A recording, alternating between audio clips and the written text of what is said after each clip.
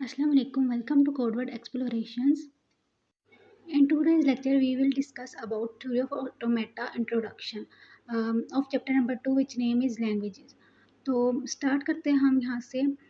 हमारा जो सबसे पहला इसका इंट्रोडक्शन की थ्योरी ऑफ ऑटोमेटा होता क्या है। तो अगर मैं आपको इसको बहुत ही आसान अल्फाज में बताऊँ तो थ्योरी ऑफ ऑटोमेटा इस तरह से होता है, जैसे आप किसी को गाइड करते हैं कि आपने ये काम इस तरह से करना है। वो काम इंसान कर तो रहा होता है, लेकिन बैक एंड पे उसको गाइड करने के लिए चीज़ कोई और होती है। तो थ्योरी ऑफ ऑटोमेटा भी इस तरह से होती है, जिसको हम थ्योरी ऑफ कंप्यूटेशन भी बोलते हैं, कि हम कंप्यूटर को गाइडलाइन देते हैं कि वो अंडरस्टैंड कर सके वो कौन सा काम किस तरह से और किस तरीके से करेगा और किस जो है सीक्वेंस में करेगा।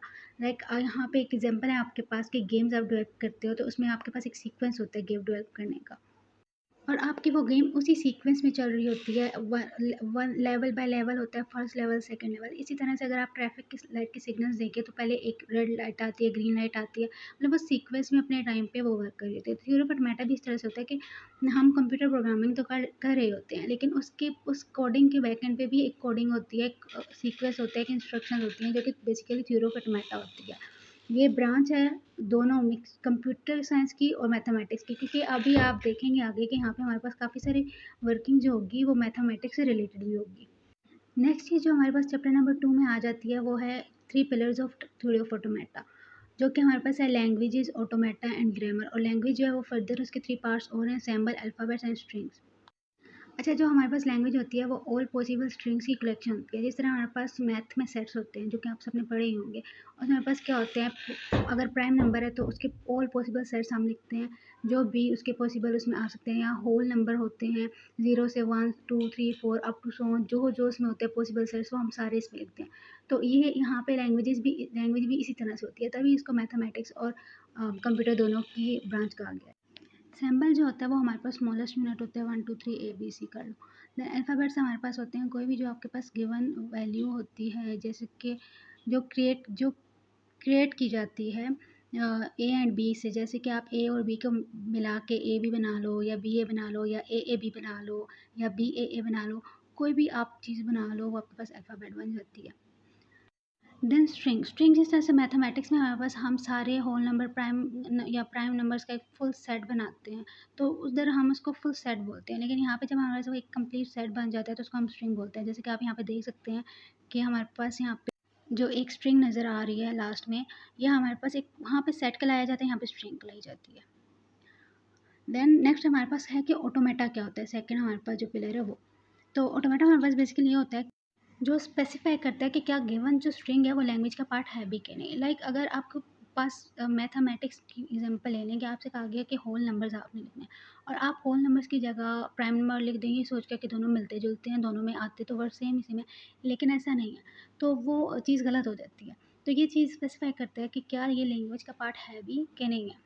और यहाँ पे गिवन एग्जांपल अगर ली जाए कि आपके पास वेंडिंग मशीन है, लाइक एटीएम मशीन कर लो, अच्छा, या वेंडिंग मशीन कर लो, उसका काम है कि आपसे पैसे लेना, उसको जमा करना, वापस देना, ये सब कुछ। लेकिन अगर वो मशीन वो काम ही ना करे, वो कोई और काम करने लग जाए, तो उसका जो हमें मकसद है वो तो नहीं ना पूरा हुआ। तो इसी तरह से ऑटोमेटेड ये स्पेसिफाई करता है कि क्या स्ट्रिंग लैंग्वेज का पार्ट है भी कि नहीं। ए बी अगर हमने दिया है तो वो ए बी की ही स्ट्रिंग बना रही है, या वो किसी और स्ट्रिंग की जो है ना लैंग्वेज बनाना शुरू हो गई है। ऑटोमेटा की हमारे पास डिफरेंट टाइप्स होती हैं। फिनाइट ऑटोमेटा होता है, पुश डाउन ऑटोमेटा होता है, ट्यूनिंग मशीन होती है। वो सब हम बाद में डिस्कस करेंगे फर्दर। देन आगे हम देखते हैं हमारे पास जो मेन बहुत ज़्यादा इंपॉर्टेंट चीज़ है यहाँ पे ऑटोमेटा में, वो हमारे पास होता है सिग्मा। सिग्मा हमारे पास एक होता है क्लीन क्लेयर, जिसको हम पॉजिटिव क्लेयर भी बोलते हैं, वो होता है। जैसे कि आप देख सकते हैं इसमें हमारे पास क्या होता है कि सिग्मा के ऊपर स्टेरिक होता है, लाइक कोई भी वर्ड आपके पास गिवन है, ऐसा आपके पास गिवन है, आगे जब हम क्वेश्चन एक्सरसाइज करेंगे तो इसमें बहुत ज़्यादा ज़रूरी भी है, वही है कि सिग्मा आपके पास होता है दो तरह का। एक सिग्मा के ऊपर स्टेरिक होता है, एक में प्लस होता है। जो जिसके ऊपर प्लस होता है उसको हम पॉजिटिव क्लेयर, जो नेगेटिव क्लेयर और क्लीन क्लेयर बोलते हैं। इसमें हमारे पास ये होता है कि आप कोई भी लैंग्वेज बनाते हो, कोई भी आपके पास स्ट्रिंग गिवन है और उससे जितनी भी पॉसिबल लैंग्वेज आपकी स्ट्रिंग्स बनती हैं वो आप बनाते हो, तो उसमें नल इंक्लूड होता है। स्टार्ट में सबसे फर्स्ट पे आपके पास नल इंक्लूड होता है, आप लगा सकते हो। जैसे कि इसकी एग्जांपल में आपके पास गिवन बी है प्लस बी का स्टेरिक है, उसकी आपने एक कंप्लीट स्ट्रिंग बनानी है, तो उसमें आपके पास नल पहले आपने दिया है।